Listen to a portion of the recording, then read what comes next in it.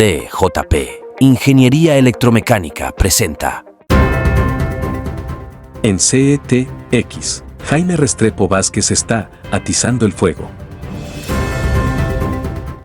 Seamos claros, el monumental esfuerzo de Petro por desviar la atención de los colombianos e imponer la agenda de información en Colombia tiene fundamentos precisos.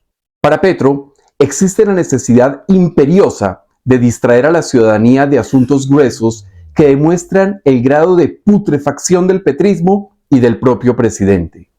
Veamos algunos de los más destacados hechos que quieren ocultar.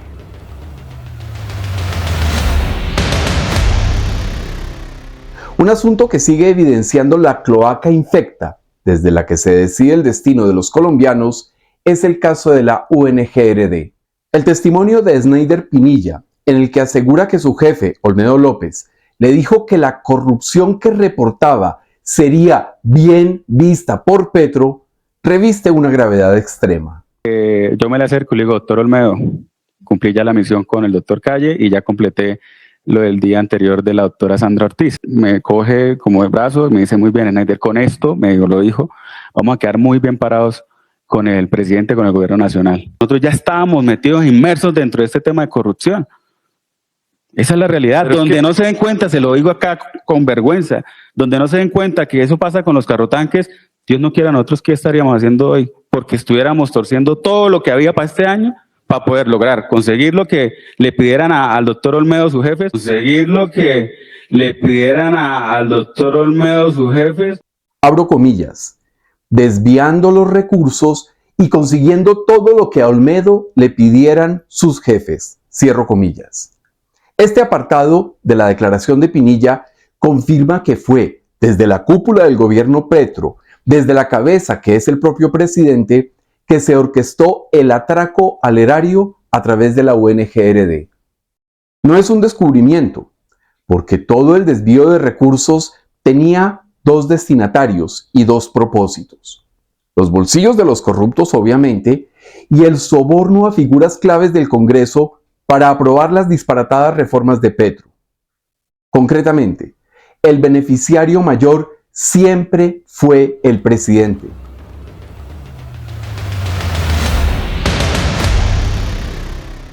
Esta es la angustia que viven en la Casa de Nariño por los testimonios sobre la corrupción en la UNGRD, que intentaron sobornar a los principales testigos, Olmedo López y Snyder Pinilla, para que se retractaran de sus acusaciones.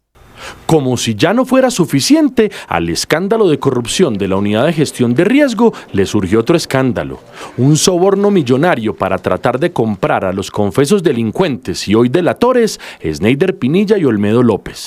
En unos audios revelados por Noticias Caracol, grabados por Gustavo Moreno, abogado de Snyder Pinilla, ofrecieron 3.000 millones de pesos en sobornos a los confesos delincuentes que hoy son delatores. Señora juez, pues es todo un plan criminal para cometer este delito de soborno en la actuación penal. El objetivo del soborno era que Pinilla y López se retractaran de sus acusaciones sobre irregularidades en 8 contratos por casi 100.000 millones de pesos en La Guajira que, según los testigos, habían sido amañados por Luis Carlos Barreto y su padrino político César Manrique, hoy director del Departamento Administrativo de la Función Pública. Robar más plata para ocultar la que ya se habían robado. Así describió Melquisedec Torres, el periodista, este nuevo caso de corrupción para tapar justamente la corrupción. Estos dineros implicados en el asunto provenían de la Agencia Nacional de Tierras, ojo con esto, concretamente a partir de un contrato por 42.000 millones de pesos destinados a plantas de desalinización en La Guajira. De ahí, de los recursos para los más pobres, para los que tienen sede en La Guajira, de ahí saldría el dinero para pagar el soborno. Hermano, ¿por qué no sacan esos 100.000 del tema que usted siempre de que si nos giran lo de plantas y nosotros sacamos de ahí y les pagamos a ustedes? De ahí se le puede cobrar como un 5% para que tengan ustedes, porque ahora necesitan recursos. Sin embargo, lo más delicado tiene que ver con la afirmación del abogado que tramitaba el soborno al asegurar que si los delatores se retractaban, sería más fácil demostrar ante la Fiscalía que ese contrato de plantas de desalinización, contrato amañado además, fue ordenado por el Consejo de Ministros. Luego dice algo tremendo: llevar al presidente como testigo. Escuche. Pero si yo le pruebo a la fiscalía que esos 100.000 vienen del Consejo de Ministros, si yo logro traer como testigo al presidente, La implicación directa de Petro, mencionada por un abogado vinculado a las mafias petristas que se apoderaron de los contratos de la UNGRD, reviste una gravedad extrema. Más allá del hecho de una hipotética declaración del presidente, lo sustantivo es que el corrupto que representa a otros corruptos da por sentado que Petro daría el testimonio.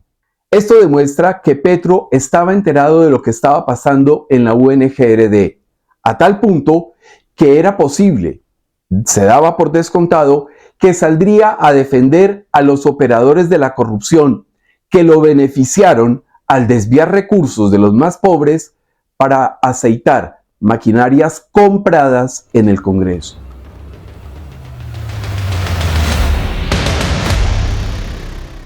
Otro escándalo que necesita tapar Gustavo Petro es la total ineptitud gubernamental para ejecutar el presupuesto.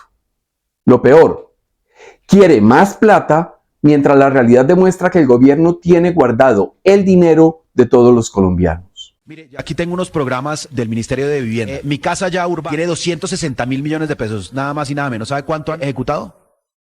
0%. Promoción de vivienda rural, 585.000 millones de pesos, medio billón de pesos. ¿Sabe cuánto han ejecutado? 0% al 31 de julio. Pregúntese usted por qué no están ejecutando. Allí hay algo que no es simplemente incompetencia. Es que eso, pero adicionalmente, muchas de las platas están disfrazadas de ejecución porque sencillamente se transfirieron a fiducias y patrimonios autónomos. Eso quiere decir que está guardada en un banco. Está guardada la plata. Entonces están pidiendo platas y están planteando presupuestos refinanciados de una manera, medio billón en fiducias. Total, de una manera, en programas de Procolombia, de Impulsa, de Fontur, porque la plata está ahí, pero no se ejecuta. Disfrazando la ejecución en fiducias y patrimonios autónomos y en un desfase completamente de ejecución con lo que ha ocurrido del año. Esto resulta alarmante, pues lo que estarían haciendo en el gobierno Petro es guardar la plata y estrangular a los colombianos con más impuestos y reformas tributarias para ejecutar los recursos en 2026. Y así financiar, por supuesto, la campaña del heredero del presidente.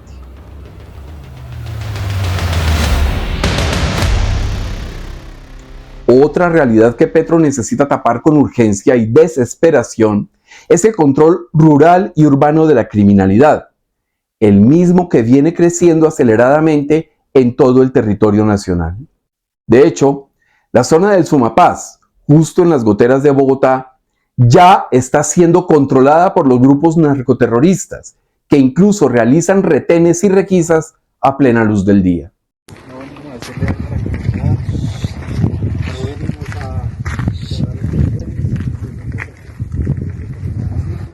Además de las inmediaciones de Bogotá, el control territorial del narcoterrorismo ya es una realidad en buena parte del departamento del Cauca y en el departamento de Arauca, como quedó demostrado con el atentado perpetrado contra una base militar en días pasados.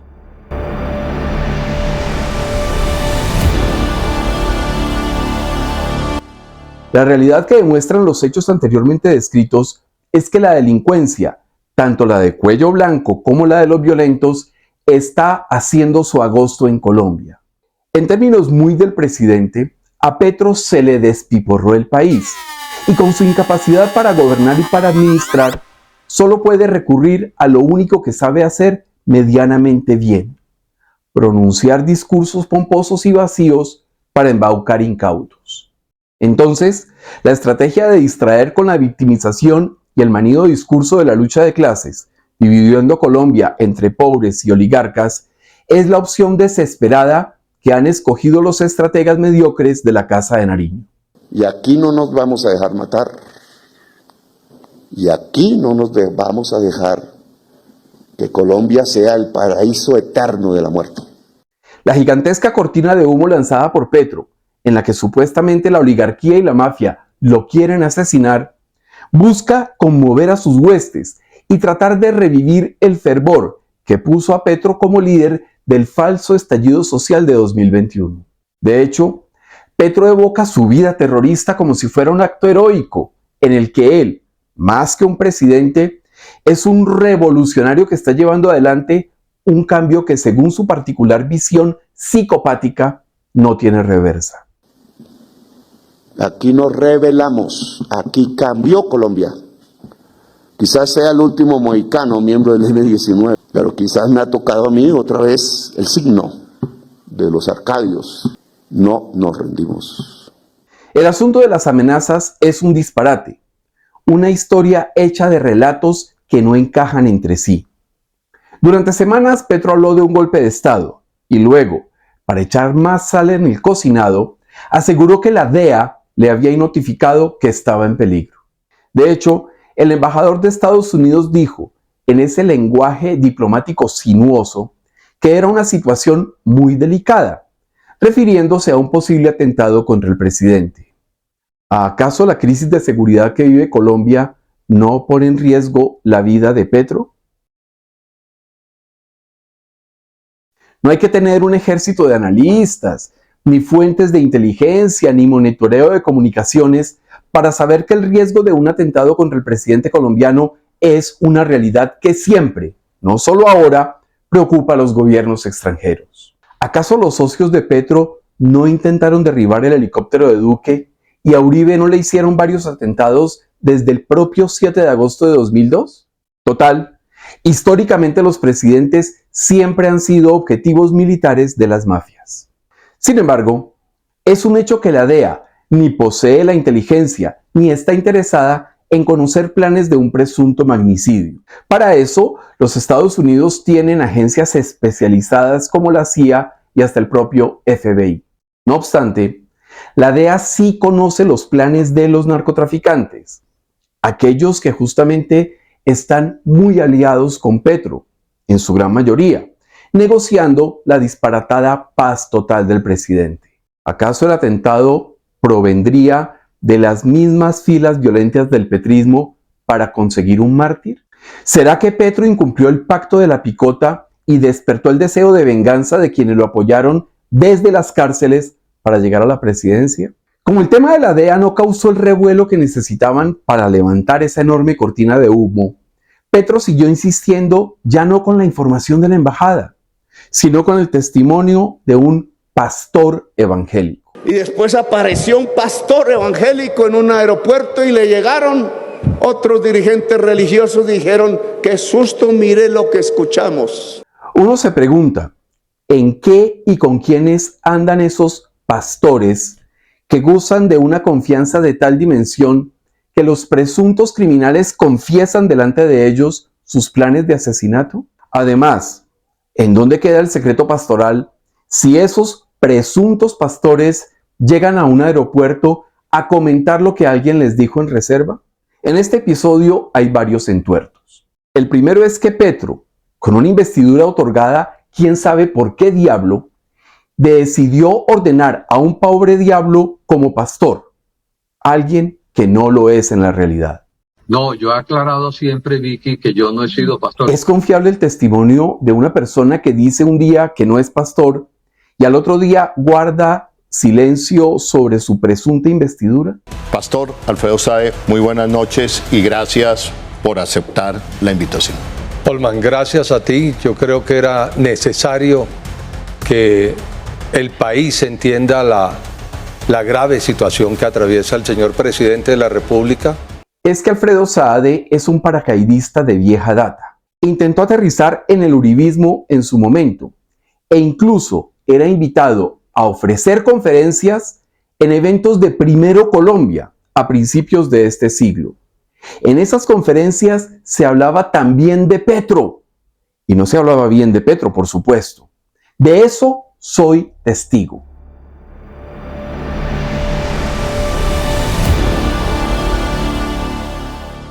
Petro no pudo conseguir un testigo más mediocre y poco creíble que Alfredo Saade. A pesar de los torpes intentos de adjetivar con exageraciones su denuncia, la realidad es que las piezas no encajan y tampoco resulta confiable, ni en lo más mínimo, su relato que parece ficticio.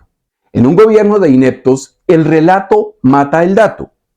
Las cortinas de humo buscan ocultar que el país está descuadernado y en manos de los narcoterroristas y de los corruptos.